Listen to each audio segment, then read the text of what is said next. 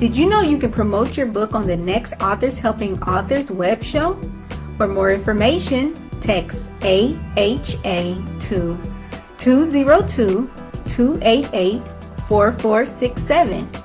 That's 202-288-4467.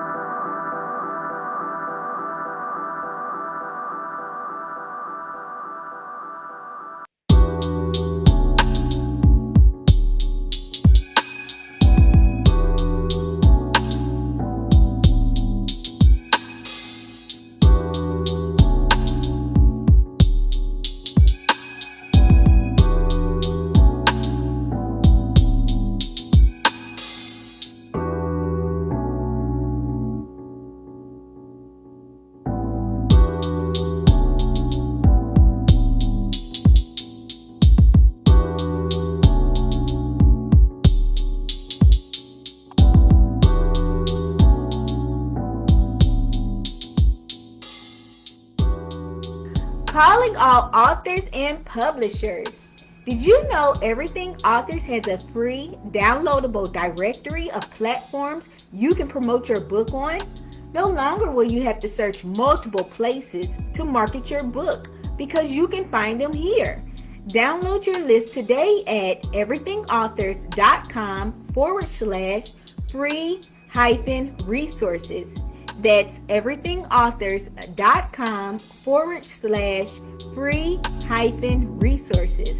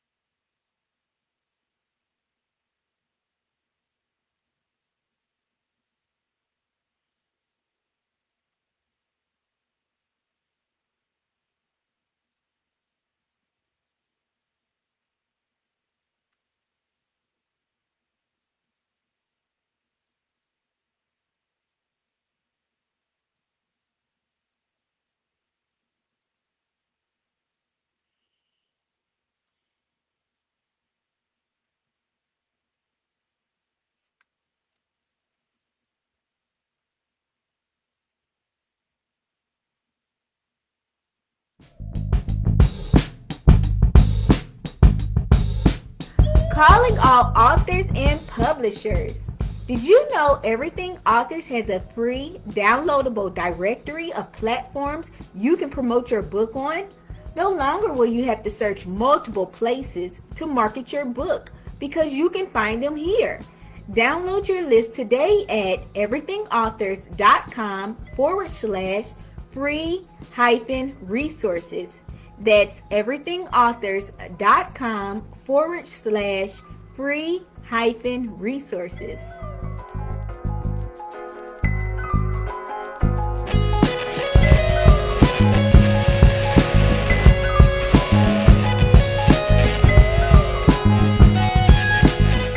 Are you an author who wants to promote your books without even saying a word? Visit our apparel collection at everythingauthors.com/shop. That's everythingauthors.com/shop.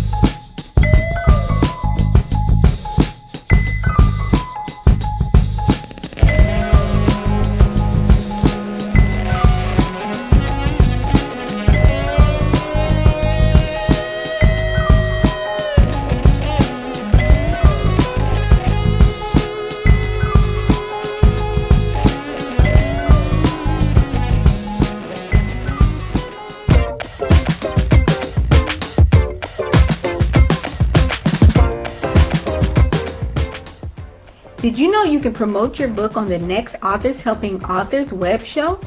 For more information, text AHA to 202-288-4467. That's 202-288-4467.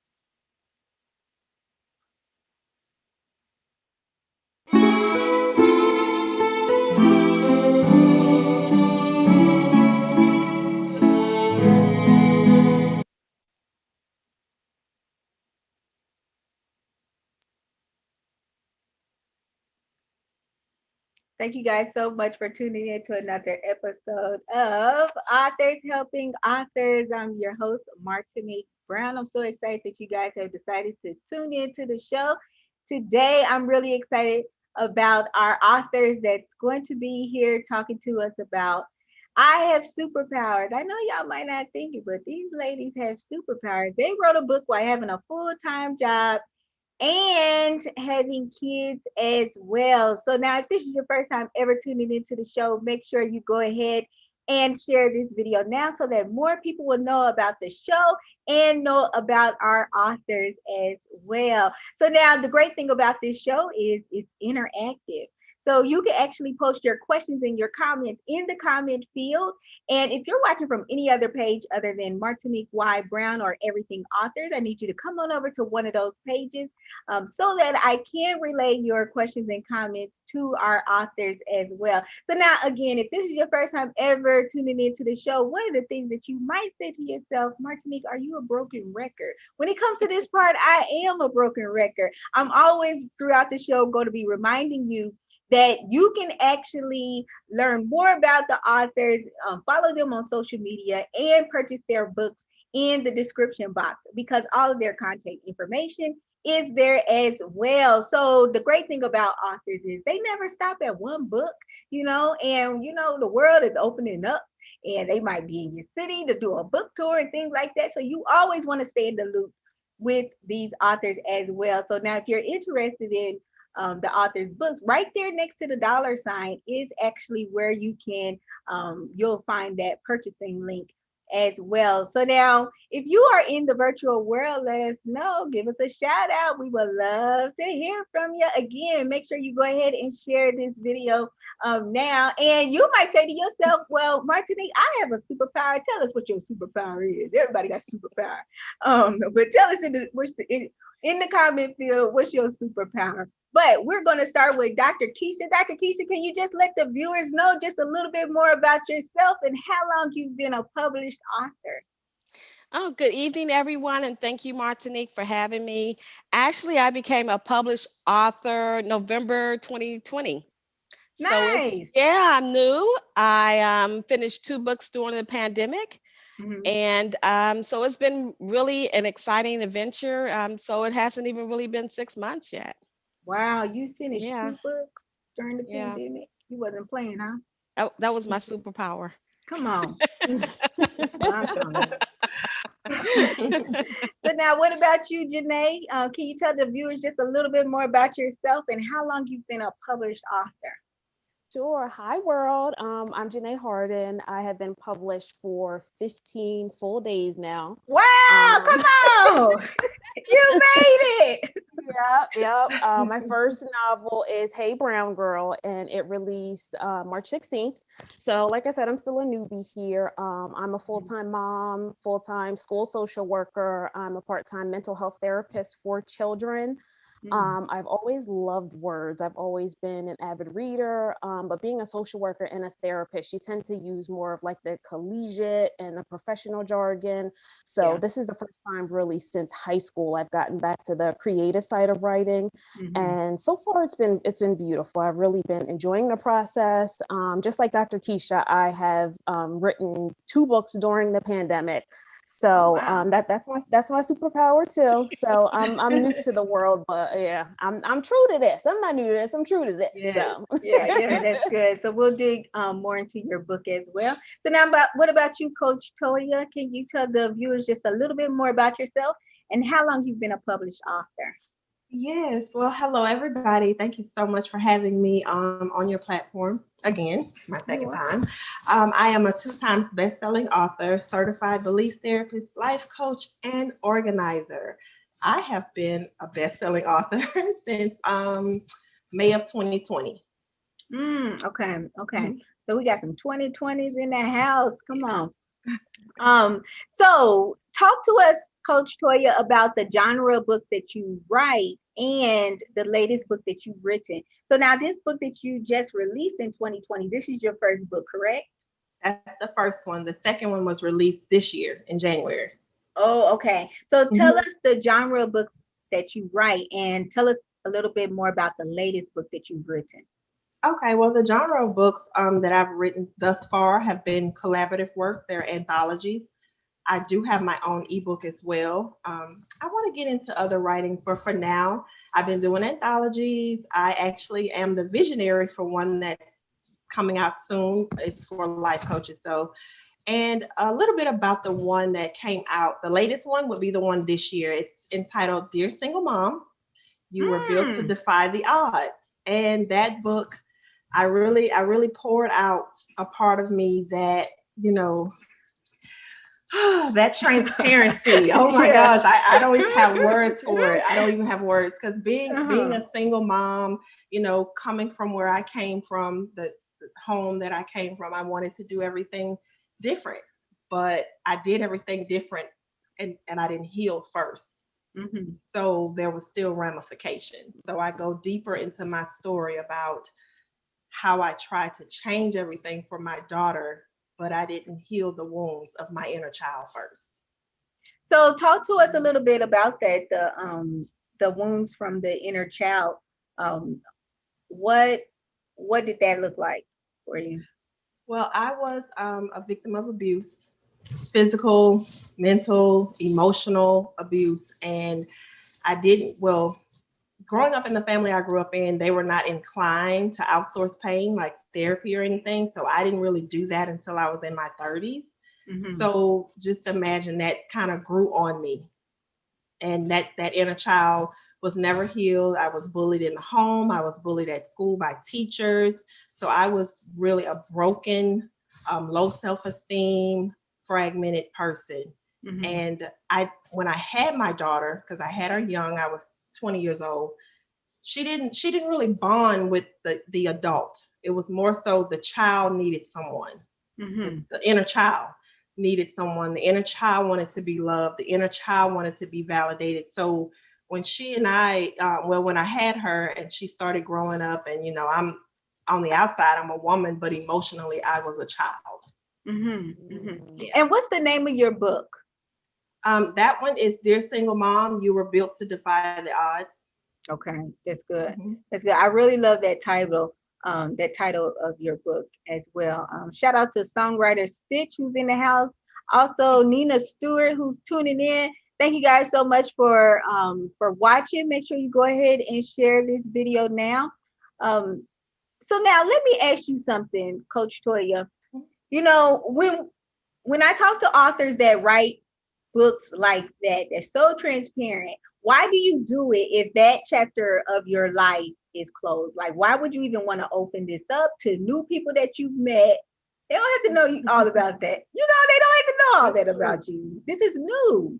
So why would you even go through that again, opening up that chapter in your life? Because there are other single moms who need their inner child healed too. And to read about my process and the mistakes that I made would possibly help them from making the same mistakes. Mm-hmm. So now in your book, are we just reading it and then we have to reflect on our past, or do you have questions for us in the book that we need to answer? No questions. It's more like a reflection because there are things that I mention in the book that we say, and I don't think people realize that those type things are laced in trauma. Mm-hmm. Like I mentioned that I would say things like, I'm gonna put myself on the back burner because it's all about my child. No. Yeah. No. Yeah. No. That's not healthy for you or your child. Mm-hmm. So Come on now. Come yeah, on. I say things like that to get people to really that light bulb to really go off and like, wait a minute, I do this. Is she saying that this may not end well? I'm saying it won't end well. Yeah. Yeah. And I was actually just talking to my friend about that because she's a new mom. She has like a 2-year-old. And so I definitely, I don't really understand, but I definitely understand why she believes that, the child comes first and everything like that. But I told her, I said, if you burnt out, then how you gonna help your child? Because it just won't work. So I'm very thankful that you were that you found the boldness to write such a transparent book like that to help other people. And I definitely encourage you all that's tuning in, if you feel that this is something that you definitely need in your life, or if you know somebody else who could benefit from this book, make sure you go right there under, it says LaToya on there, but make sure you go to that $sign. Now we can just give you a snippet of things, but other book, but make sure you click on that link next to the $sign, and you will actually be able to read that book summary as well. So now, what about you, Janay? Tell us a little bit more about your latest book and what genre of books that you write. Okay. I got my book, baby. This is Hey Brown Girl. Mm-hmm. Like I said, this is my first novel. I am writing contemporary YA fiction for right now. I feel like my voice is the strongest in that genre, so I'm really trying to rock out with it for as long as I can. But basically, Hey Brown Girl is about a seemingly picture perfect Black family. It opens with Raven. She is 17 and she lives an idyllic life. She lives the good life. And then one day, Child Protective Services comes and they drop off her younger cousin to come live with them, or else he'll have to go to foster care with strangers. Mm-hmm. And his presence just really tests the entire family, and they have to work as a unit to help heal each other.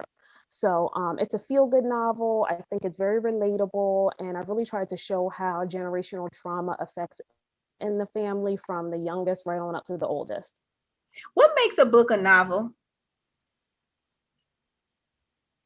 That's a good question. Were you able to hear that question, Janay? I didn't. Well, I said, what makes a book a novel? I don't know. I would say because it's fiction. Is that it? Right. I don't know. Is that Several like a Jeopardy chapters? question? Several chapters, maybe. Yeah, I always thought it was, fiction versus nonfiction. So Okay. Well, if you know, put it in the comment field. Let us know something. So now, yes, how old yes. is this cousin that came to live with Raven and her family? So Carter is her cousin, and he is 10. Okay. Yep. So he is now, will we get a glimpse of your life at all in this book, or is it just strictly like no Janay at all in there? So it's a combination of everything. I've worked a little bit of everywhere. Like I said, I'm a school social worker. I've worked for Child Protective Services for many years. I've seen a lot of different things with that. I worked in a prison for a little bit. Oh, wow. I've worked in hospital settings. So it's really kind of a culmination of just different places I've been, different things that I've seen. And also, really, I think anything is a story. Any, quick conversation someone has, and anything that, really kind of sits with you and you're thinking about it later. I really try to turn everything into a story and just some sort of moment. We could have a conversation with anybody, and I'm like, oh, let me turn that into a scene. So we are not going to be talking to you today because we do not want what we said. I'll change the names. No. Okay, yeah, change it up, switch it up. But yeah, I try to make everything into some sort of story. So let me ask you something. What is it about your book that would make me even want to purchase it? So it's Black girl magic. It really is. It's called Hey Brown Girl because in the story, Raven has a group of friends, and they all wear the jackets that are on the cover of the book. And they have, almost like they're like a Black version of like the Pink Ladies. Like that's kind of how I imagine them to be, Black version of the Pink Ladies with their jackets on and stuff. And they're just a really good group of friends. They support each other. They listen to each other. They're there for each other. And the rest of the girls in the story will probably show up in some future, books. But yeah, just their friendship is really what keeps them going. So it's a very good feel good story. And what age range would you say that this book is good for? I would say middle school to high school. Okay. So you feel that the book is really to also help them, those young girls build their confidence in themselves? Correct. Yeah. Raven deals with a lot of anxiety from the very first chapter. She's opening, it's the first day of school, and she's dealing with the anxiety that comes with the first day of school jitters. And the book just goes through her managing her anxiety and the presence of her cousin and how he kind of challenges her to make those changes. That's good. That's good. So now we do have Nina. She said a novel is a story or a group of stories.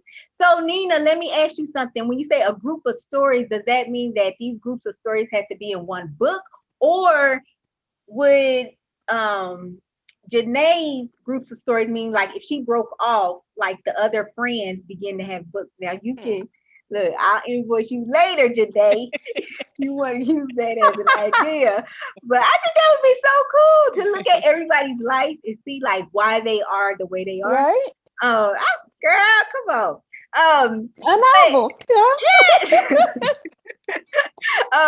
So then also we have Christina Thompson who's tuning in. Thank you, Christina, for tuning in. She said, everybody coming out with these definitions.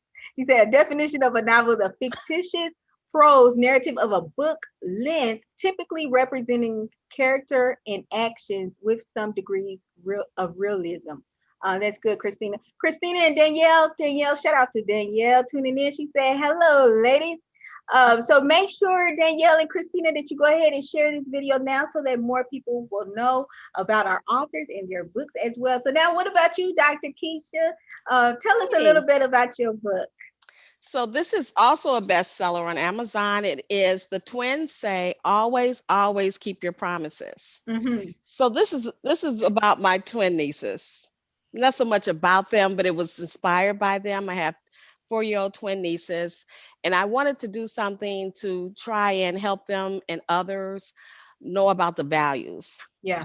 And so keeping your promises, always telling the truth, things like, the things that your mom teaches you, but now you have a book to kind of refer to. And it's also based on, I have a group homes for disabled adults, and it also has special needs in there. There are children in wheelchairs, and it teaches you not to point at them and not to laugh at them, and if someone loses something on the playground, to return it, just common basic values, but done in a kind of like a Black girl magic thing too, because we see ourselves and we need to keep these values going in our own culture. So my genre is more like cultural differences, Mhm. special needs, and it's also built on EI. That was what my dissertation was built on, emotional intelligence, is Mhm. being aware of your emotions and how you manage them.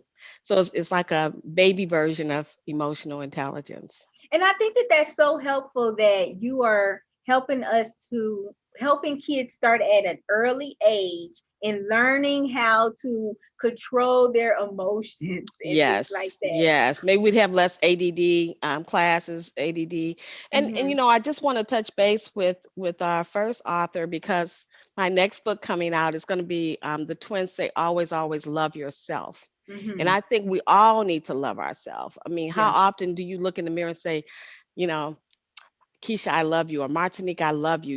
It's starting early to love yourself, love the skin you're in, love your hair color, love your face, love the color of your skin, love how how big you are, how small you are. So Mhm. I think self-love is definitely more important when we're growing up.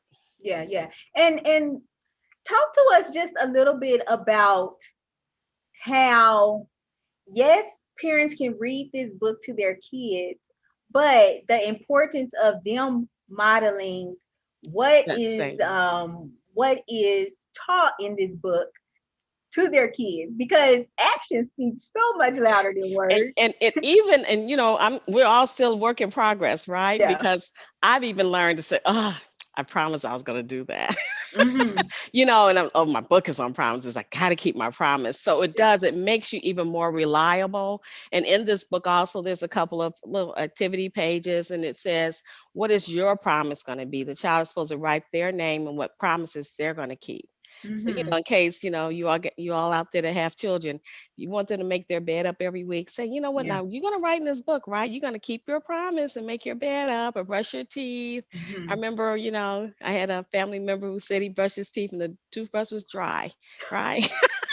You're a liar. At least wet the toothbrush. I won't put his name out there. Yeah, yeah. But so it's also like, this just a way to have kids have a little bit more responsibility. But you're absolutely right, Martinique. While you're reading that, it's also for you. It's also for you not to discriminate against others. It's also for you Mm-hmm. to keep your promises to your children.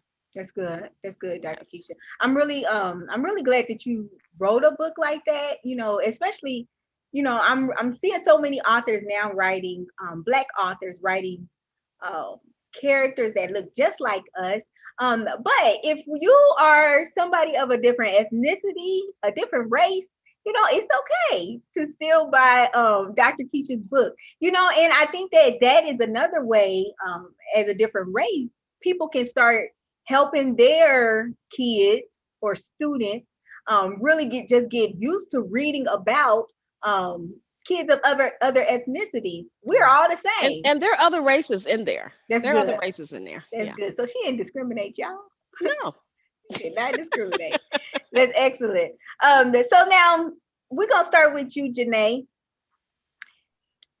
Get into the meat of the topic. So tell us how many hours that you work per week for your full-time job. And you told us what you do for a living, but if you can just remind us, we might have some new people that's tuning in. And then what are the ages of the kids that live with you? Okay.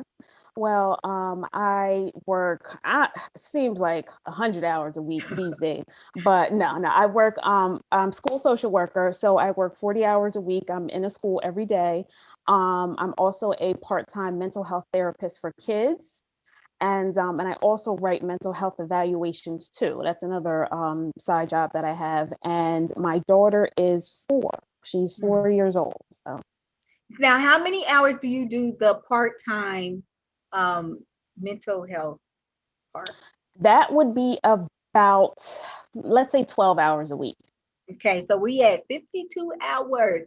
And Mhm. then you do something else. You said you write something else. Yeah, I write mental health evaluations for kids. Yep. So that would be maybe about like another 5 hours a week. Okay, so we had 52, 57 hours. Then you wrote a book also. Yes. Okay, so we just gonna stop right there. So now we're gonna come to you, Dr. Keesha. Tell us what you do for a living, how many hours you work per week for your full-time job, and what ages are the kids that live with you, if any? Okay, and Martinique, I kind of slid into this one. So I do have a normal 9 to 5 government job, Mhm. but then I have a family-owned business. So I work that on the weekends. How Okay. many hours? I would say maybe 4 to 5. Okay. And Four then to five. I had at that time this 22-year-old college student with me. Uh-huh. So I mean, it's a little different. I didn't have to, watch him so much. I did have to kind of worry about the pandemic and, coming in Mhm. and out the house. So Okay. um, so having like pretty much a job full time and a part time family business and working with the clients as well because they're disabled. Mhm. But I think finding that time, I did pretty much find the time in the evenings on the weekends. Okay. Okay. And we're going to dig into Yeah. that deeper, like what the actual schedule, your routine look like. So now, what about you, Coach Toya? Um, Tell us what you do for a living and how many hours you work full time, and what are the ages of the kids that live with you? Okay. Well, I do have a corporate America job as well. So that's 40 hours a week there. And I have my own business. I am a counselor and a life coach and organizer. So I devote about 22 hours a week to that. Okay. And how old is your Oh, child and that I'm lives sorry, with I have a 17-year-old. She's 17 now. She just made 17 like last week. you? And I am Oh, dating. So okay. yeah, got a lot going on there. That is. So you're Yes, at 62 hours. sounds about right. Whoa. Yes, Man, okay. So that let, sounds let me about start right. with you. Let me start with you, Janay. With writing this book, why would you want to add something extra onto your plate? You know what? For me, the story would not leave me alone. Mhm. Plain and simple. I was sitting home like everybody else, bored, and like these words just kept How were floating you around, bored? and I don't. It was the pandemic. It was just sitting home bored, but it would. This story just would not leave me alone, and I always knew somewhere in me like I was going to write a book. I just didn't know it would happen that fast. Mhm. But yeah, it was always there. I knew it was going to happen, and I'm surprised that it happened so quickly because when I finally did sit down to write it, I really didn't stop. And I Hmm. don't recommend. I do not recommend that. I did. I just sat down and I did not stop for about a month and a half, and that's Oh, about how wow. long it took me to write the book. Okay. Okay. So with you doing that, I'm not even gonna ask that question yet. Okay. So Coach Toya, why would you want to add something else to your plate? You're already at 62 hours. You got a 17-year-old, and you got a boo. Why?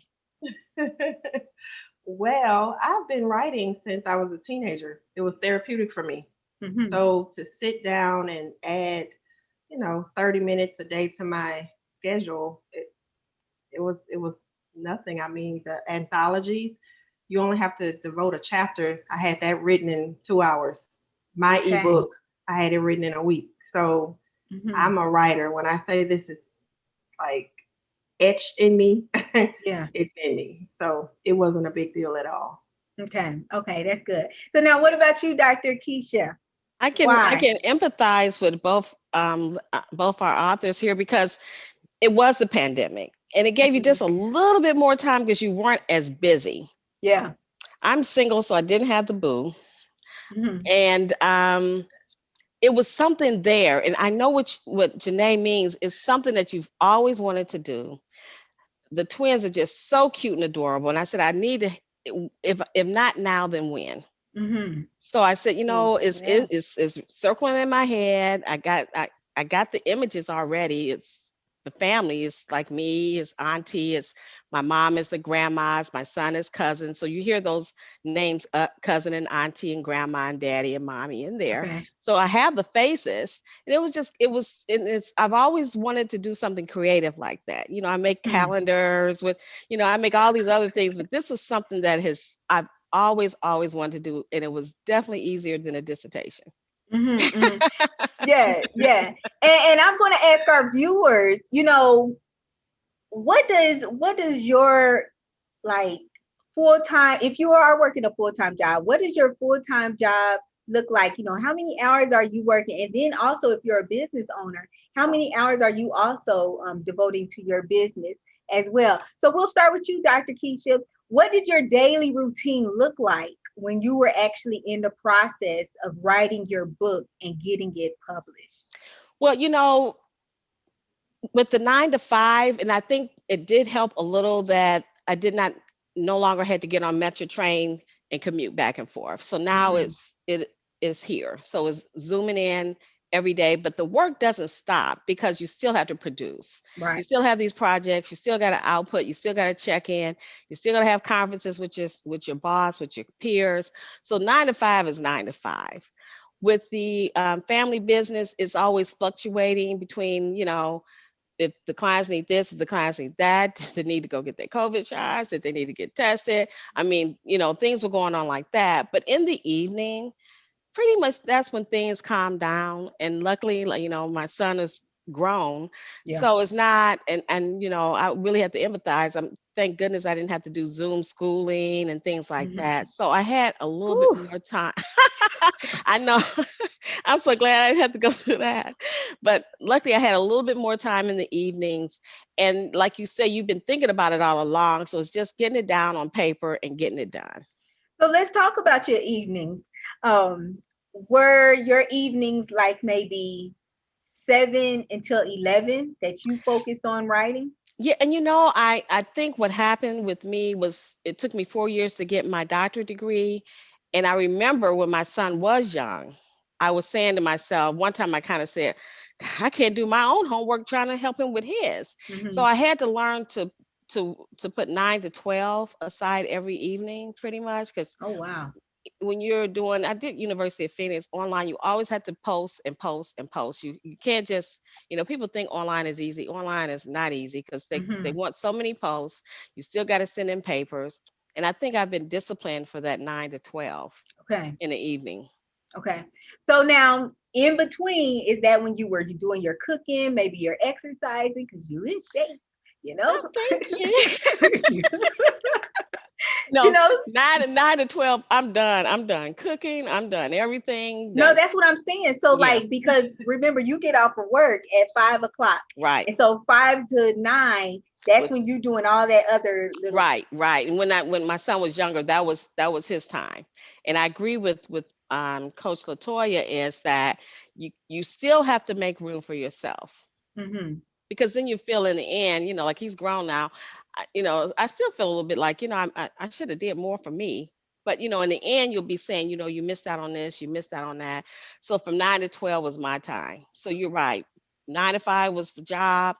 Between 5 to 9 was everything else. And then 9 to 12 was me. Okay. So now there was no morning. So you weren't doing like no 7 to 9. You were still doing like other stuff. Okay. I'm the same way because like getting ready for work. I can try to play my mind and say, Martinique, we gonna get up at 7 and then we gonna do all this. Like you got to get up and go to work. You got to get up. You got to, you got to. I can't do all that extra stuff. I get up at 8:40, start working 9, because I work from home. But it's crazy. So now, what about you, Janay? What did your daily routine look like? When you were in the process of writing this book? And it's so great that, you have this story with a 4-year-old. She cannot cook for herself and she can't do all these things for herself. So what does this look like, your daily routine? You know what? I have a very, very, very good support system. I will forever be indebted to my husband because he's been amazing through this process. You didn't even tell us you was Um, married, girl. Come on. Come on, yeah, husband. I'm sorry. That's my other job. I'm a wife. Yeah. But yeah, he's really been amazing. And so when I first wrote Hey Brown Girl, like I said, do not recommend. I was writing like a maniac, all hours of the night, because it really did just pour from me. However, I knew that wasn't healthy, and I knew the next time going around, I did not want to write a book that way. Okay. So when I wrote my second one, I made sure to just to plot it a little bit more detailed, so it wasn't so much just kind of sitting down pouring my heart out. I had a really good guide about where I wanted the story to go, and it was easier for me to make sure I schedule time.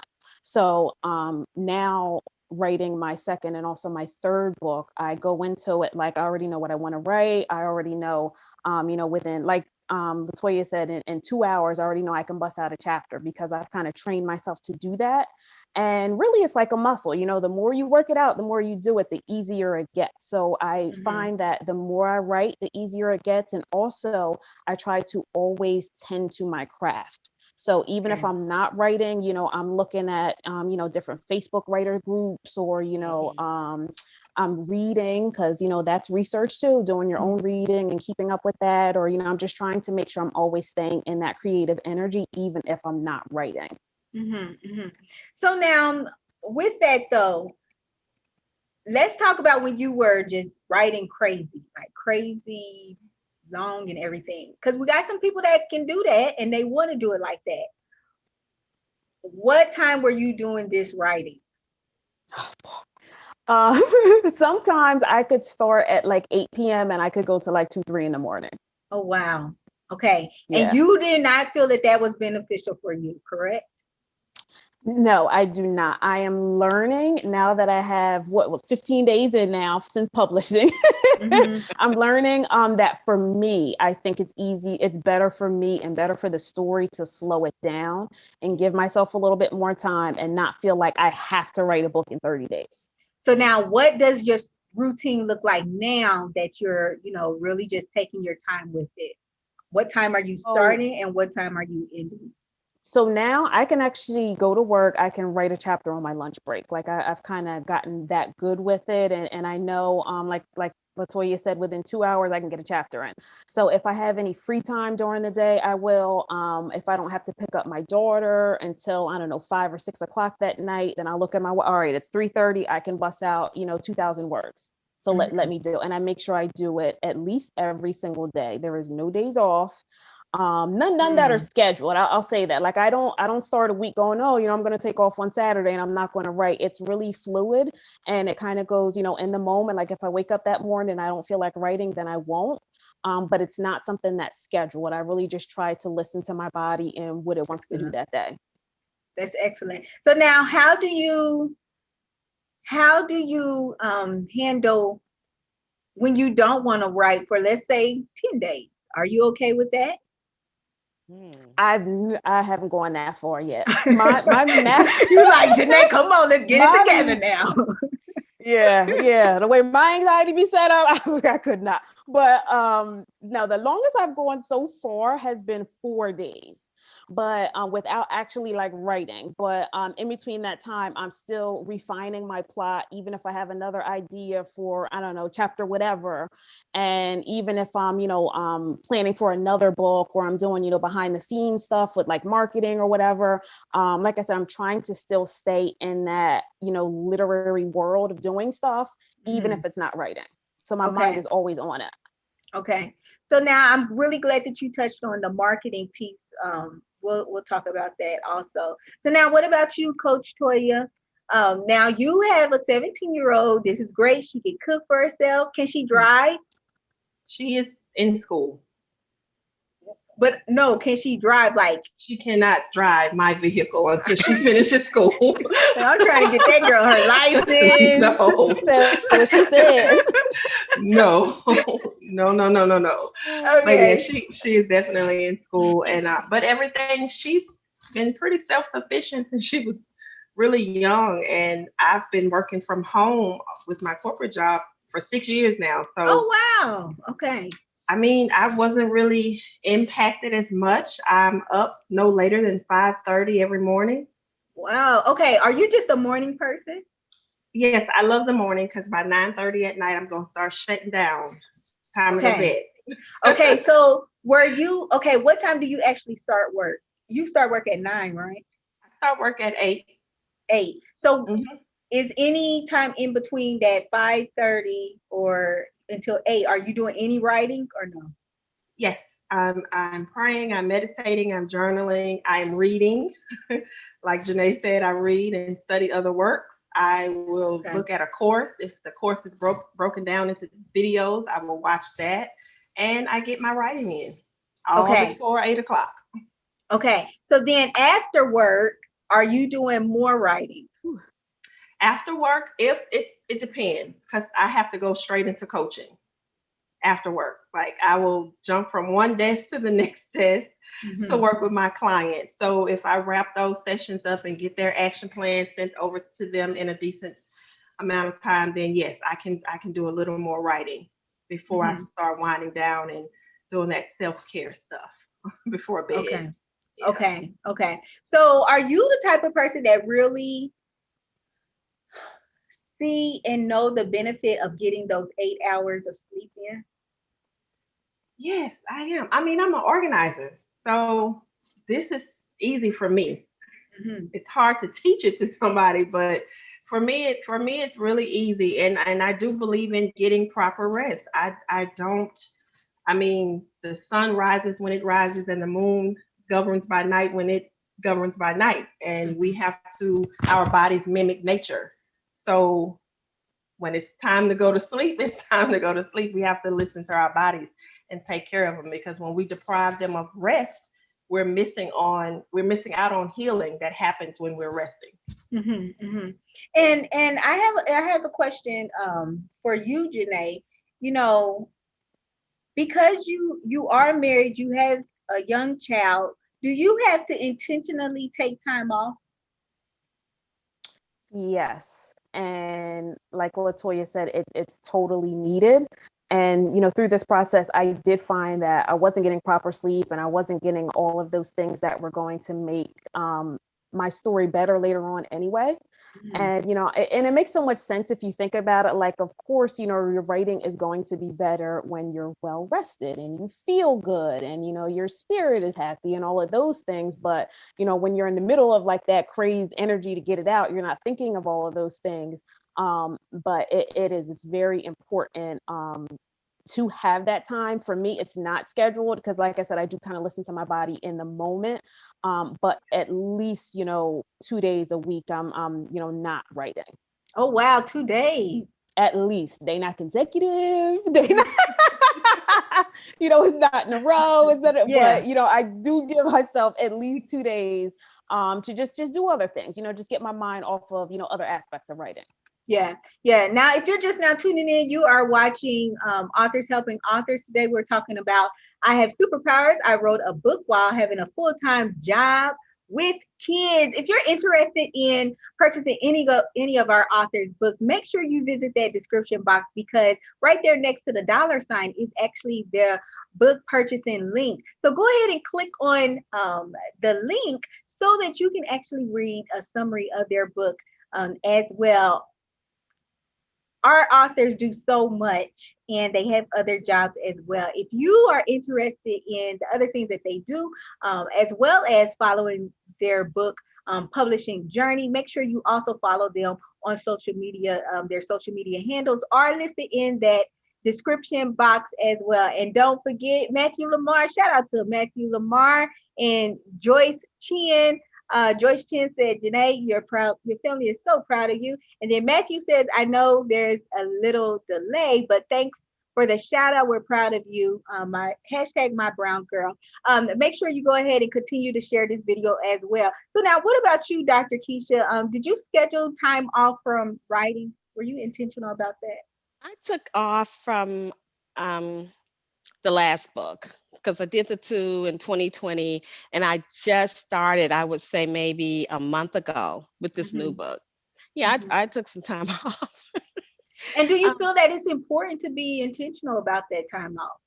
yeah, I because I wanted the next subject, you don't want to just throw anything together. I wanted this next subject to be impactful. And actually, I took a self love masterclass Okay. for my Wow. yeah for myself, and Yeah. I learned a lot. And I learned a lot, and that also has influenced this book. It's taking care of yourself, because like everyone has been saying, like if you're on the plane, what's the first thing they tell you is, get your oxygen first and then help Mhm. your child. So you have to be able to be in tip top shape to be able to even go to work, deal with children, deal with husbands, So yeah, I guess that was like my research. So I Yeah. took a self-love master class. I've been reading a lot, and on a lot of author pages found you again. And so it's important to take off and kind of just, I had to decide what was my next subject going to be about. Yeah, yeah, that's good. So now, Coach Toya, can you tell us, do you have to give these pep talks to, like, your boyfriend, your daughter, okay, mom is going to be doing this X, Y, and Z. She's going to be working on this book, can you not ask me or bother me during this? Do you feel that it's important to let your support system know what you're doing so that they will be a lot more helpful in maybe not bothering you during certain times? Yes, I do. I laughed because I actually did it about an hour before we started. Like, okay, I Yeah. have this going on. Do Uh, not come and knock on the door. Don't ask me for anything because I'm about to be on a live. So yes, I do have to talk. I talked to both of them about it, and they're very understanding, very supportive. Um, no one, I don't have to hang a do not disturb sign out on the door because mhm, I've already relayed that schedule. And it's good to let them in on it too, because we have to have that family time. yeah. So our scheduling has to be perfect, especially with me working a 9 to 5, and I work, I coach clients. So I really Mm, need to buckle down on my schedule, and I have to know what's going on with everyone. They have to know what's going on with me, and it works for us. It mhm, works for us. No one feels like they're being deprived of me, of my time. So yeah, yes, it works for us. that's Being good. intentional it works. So now, Dr. Keisha, give us one thing that you have to do that really just helps you to maintain your energy when juggling all of your responsibilities.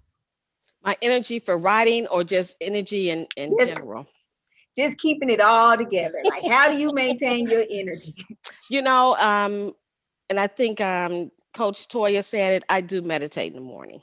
Okay. I think it clears your mind. It starts the day off, earliest, I say a 6 o'clock prayer because I have to let the dogs out.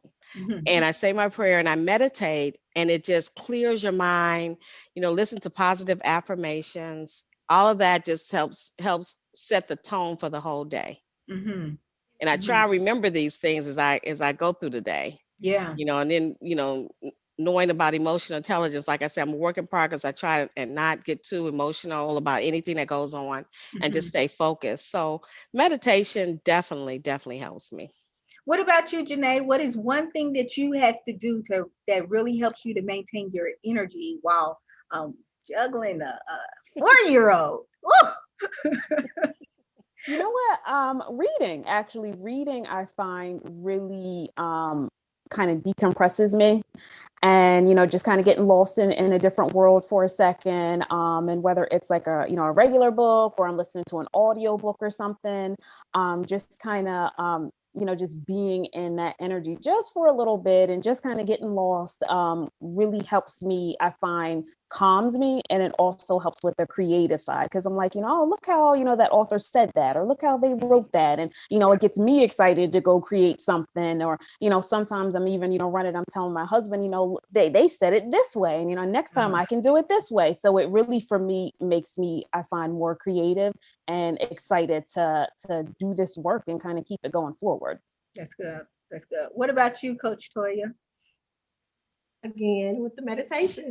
I get up, look how early I get up. So yes, that's the first thing I do. Actually, I just get up, get on my mat, and I sit there and I use the guided meditations. You can find them on YouTube. 5 minutes a day will change your life. Just to start, 5 minutes a day will change your life. Of course, I can go longer than 5 minutes now, but meditation, and I also listen to the affirmations as well. I've actually created my own, and I recorded my own voice, and I listen to myself. So that's what I do. That has helped me, and it has changed my life tremendously. And also during the day when different things happen, because I'm going from personality to personality to personality. I know when it's time for me to unplug just for a moment and maybe just do a 5-minute guided meditation. Okay.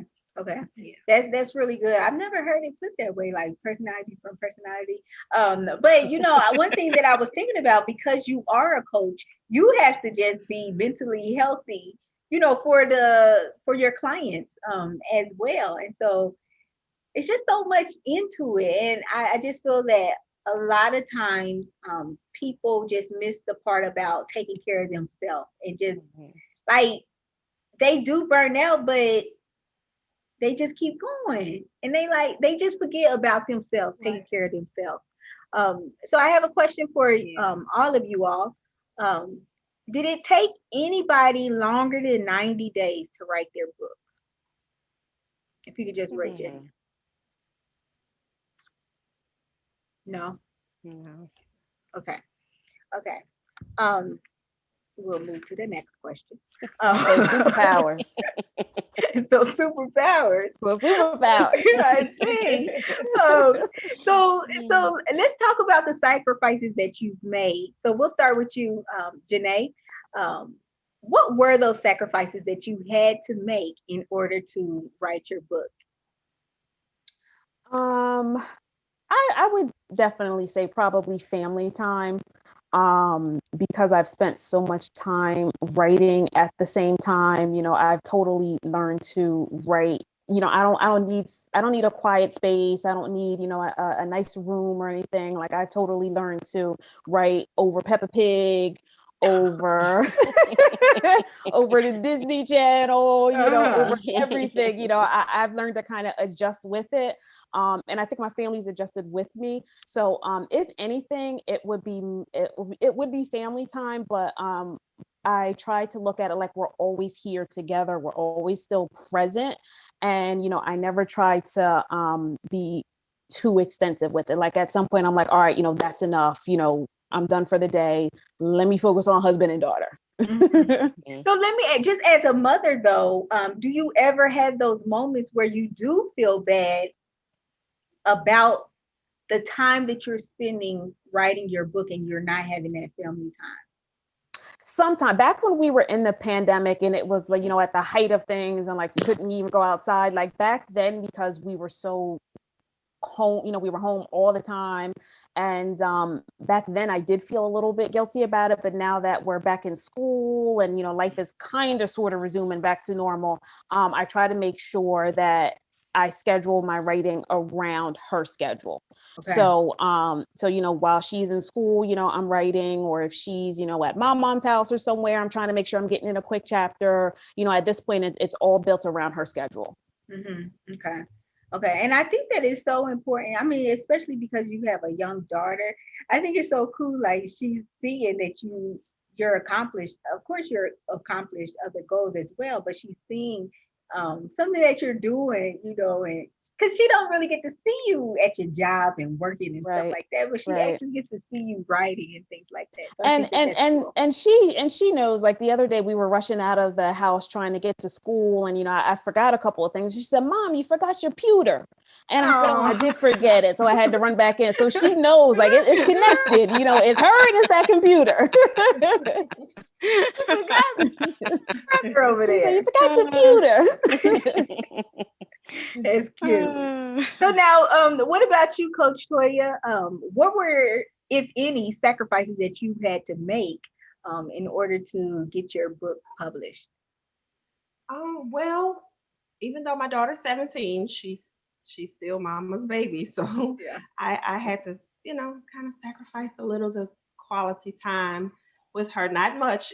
But it was too much for her. Let her tell you. Um, I, Oh, she's so, I don't even know yeah, the let girl. her I'm like, tell you. oh, that is cute.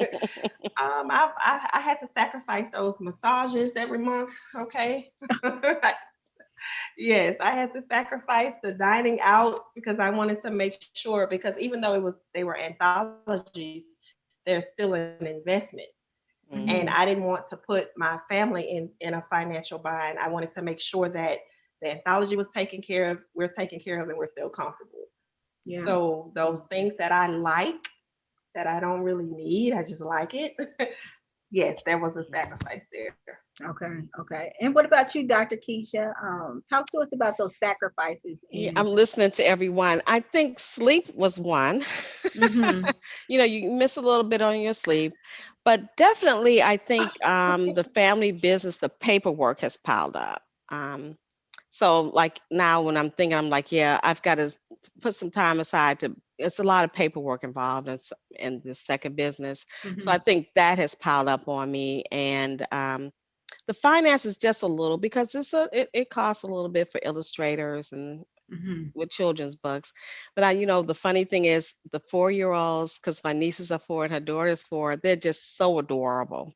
Mhm. They're that age, that innocence, and the things they say, and it just makes it all worthwhile, though. That's good. And It that was really my that's does. that's my next question. Yeah. Dr. Keisha, after becoming a published author, do you feel that with all the sacrifices that you've had to make, do you feel that it's been worth it?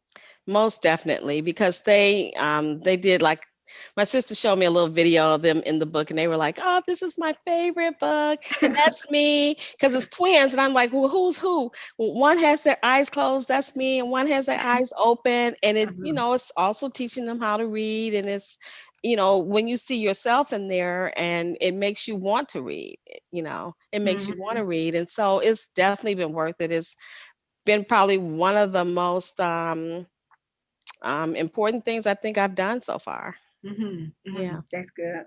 So now, what about you, Janay?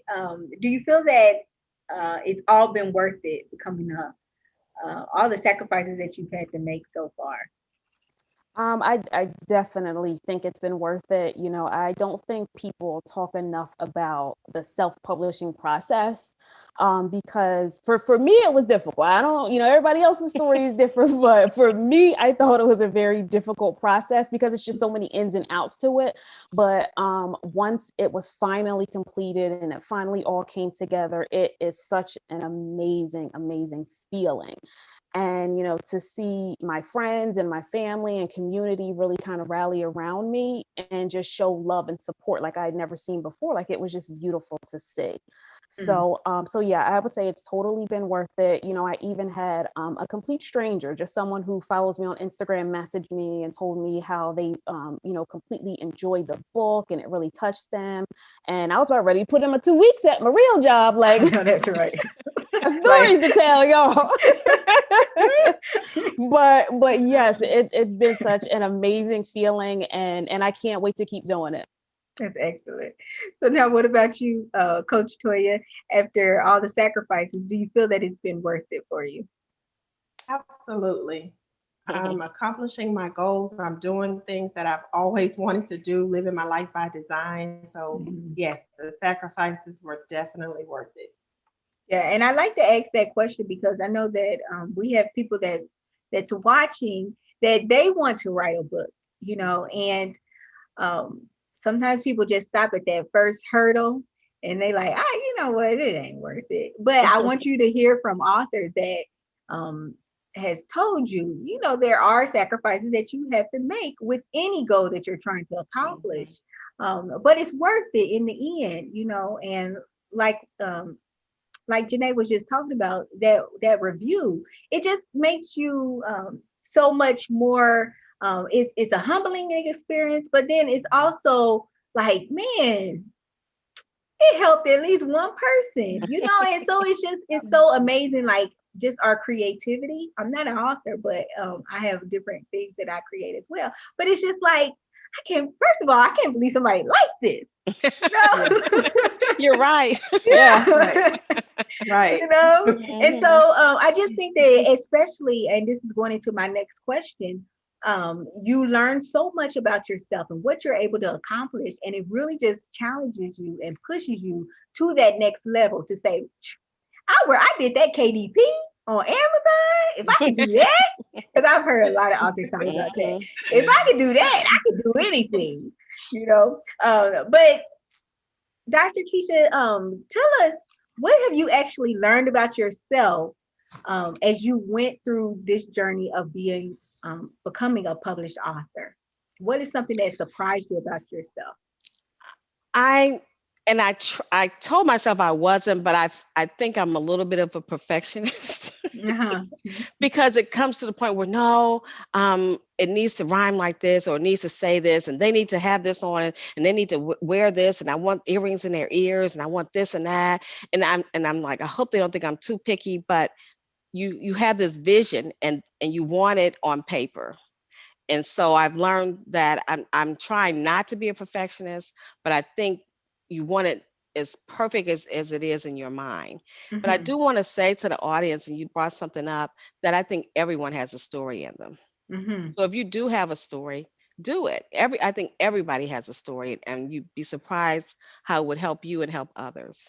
Yeah. And one thing that you just talked about, everybody has a story, even if you don't go as far as publishing, but just get it out your system. And Put it in a journal. Put it in a journal or something. And then you might pick it up later and then say, I'm gonna publish this bad boy.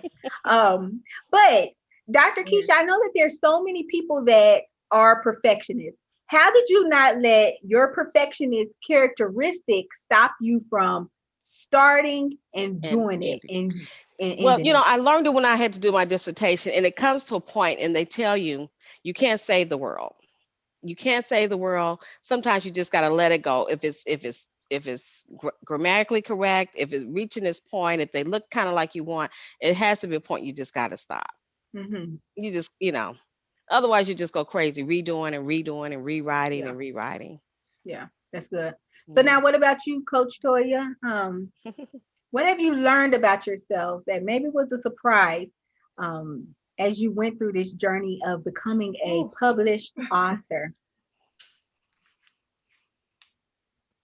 There are some depths to me. Okay, that's what I learned. I knew. Let me just say this. I knew that writing is therapeutic. I knew that. I've been doing it for years.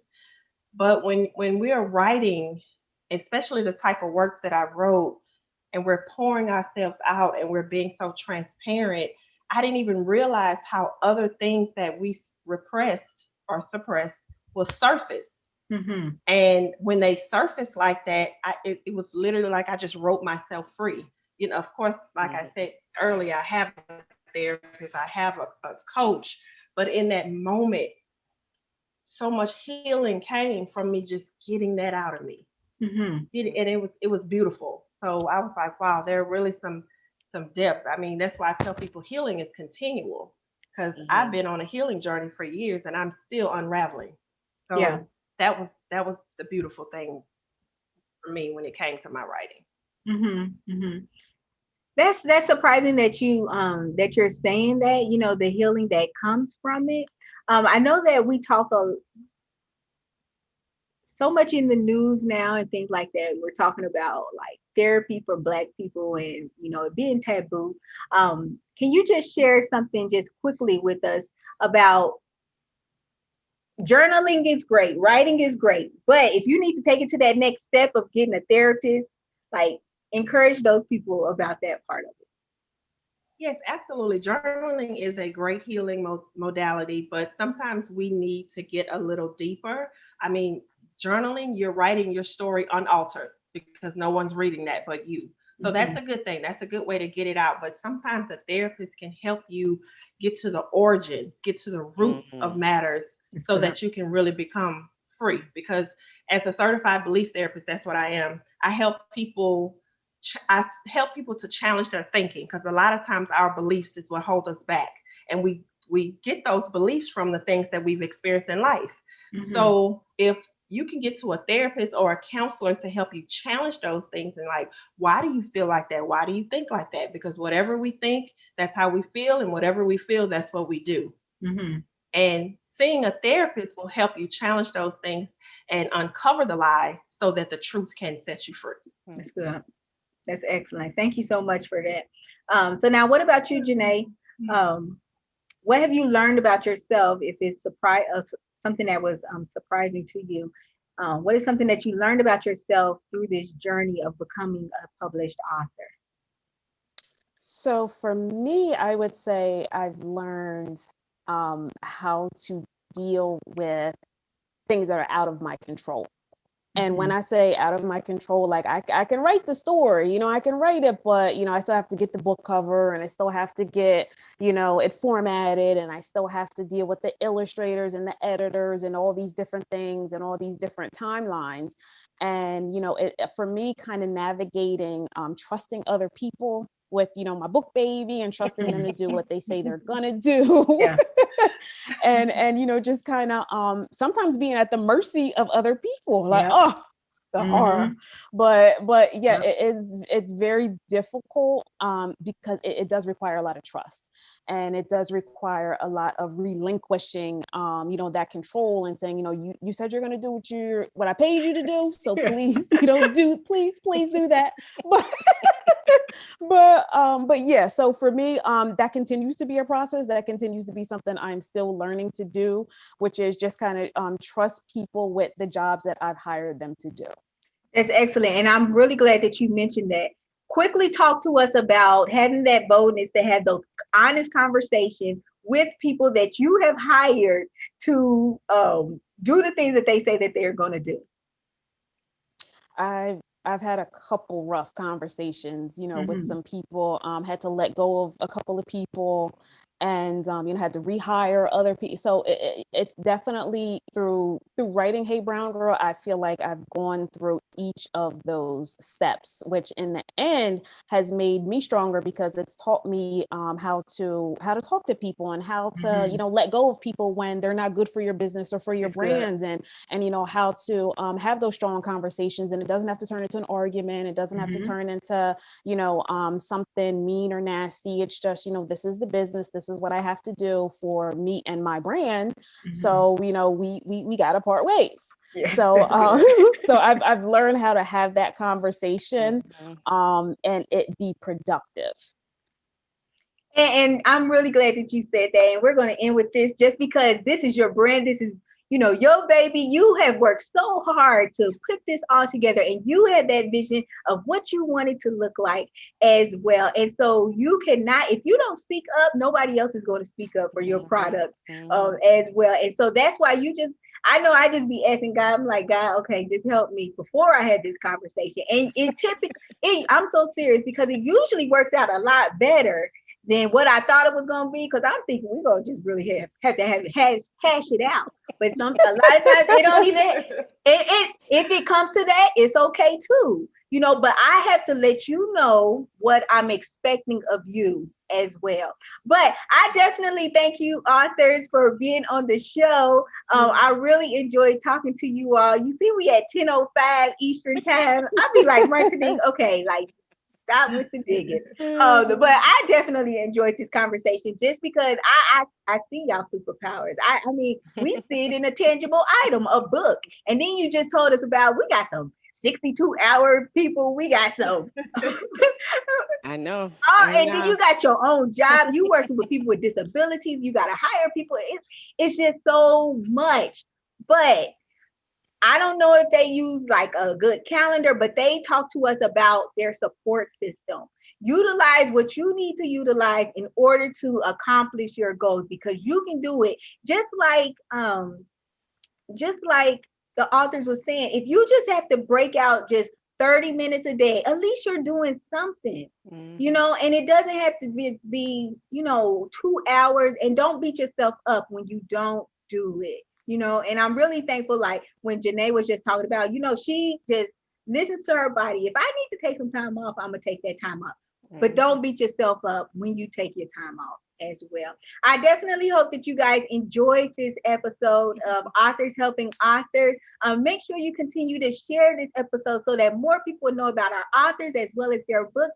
I had to say it for the last time. If you want to stay connected with our authors, make sure you follow them in social media, and you can find their information in that description box. If you are interested in purchasing their book, right there next to the $ is actually the purchasing link. So like I always tell people, you don't have to wait until Christmas to buy somebody something. You can buy it for them now. You know a little bit about their story. You know the author. You've been able to talk to them and things like that. And so if you know that this book is really going to be a blessing to somebody else, go ahead and purchase that book for them. But we definitely hope that you guys have a great remainder of the night, and we will talk to you all later.